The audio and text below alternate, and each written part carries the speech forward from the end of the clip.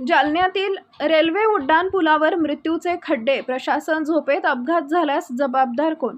अंबड चौफुली ते मंठा चौफुली बायपासवरील रेल्वे उड्डाणपुलाची दुरावस्था, पावसाळ्यात वाहनधारकांचा जीव धोक्यात, खड्डे बुजवा, जीव वाचवा, जालना जिल्हाधिकाऱ्यांकडे नागरिकांची आर्त हाक।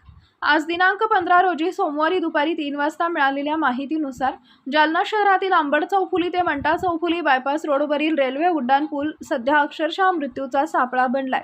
पुलावरील मोठमोठे आणि जीवघेणे खड्डे वाहनधारकांच्या जीवाशी खेळत असून प्रशासनाच्या निष्काळजीपणामुळे नागरिकांमध्ये तीव्र संतापाची लाट उसळली आहे। या पुलावरून दररोज हजारो वाहने ये-जा करतात, मात्र पुलाच्या मध्यभागी आणि विविध ठिकाणी पडलेल्या खड्ड्यांमुळे दुचाकी स्वार, ऑटो रिक्षा चालक तसेच चारचाकी वाहनधारकांना जीव मुठीत धरून प्रवास करावा लागतोय। अनेक वेळा वाहनांचा संतुलन बिघडून छोटे मोठे अपघात घडल्याची माहिती स्थानिक नागरिकांनी दिली आहे। विशेष म्हणजे पावसाळा सुरू झाल्यानंतर परिस्थिती अधिकच गंभीर बनली आहे। पावसाचं पाणी खड्ड्यामध्ये साचत असल्यामुळे वाहन चालकांना खड्ड्याचा अंदाज येत नाही, त्यामुळे अचानक वाहन खड्ड्यात गेल्यास भीषण अपघात होण्याचा धोका निर्माण झालाय। प्रशासन एखाद्या मोठ्या दुर्घटनेची वाट पाहतंय का, असा संतप्त सवाल नागरिकांकडून उपस्थित केला जातोय। वाहनधारकांच्या मते पुलावरील खड्ड्यांमुळे वाहनांचं मोठ्या प्रमाणात नुकसान होत असून नागरिकांच्या जीवितालाही धोका निर्माण झालाय। अनेक दिवसांपासून ही समस्या कायम असतानाही संबंधित सार्वजनिक बांधकाम विभागाने अद्याप कोणतीही ठोस कारवाई केलेली नाही, त्यामुळे प्रशासनाच्या कार्यपद्धतीवर प्रश्नचिन्ह उपस्थित होत आहेत।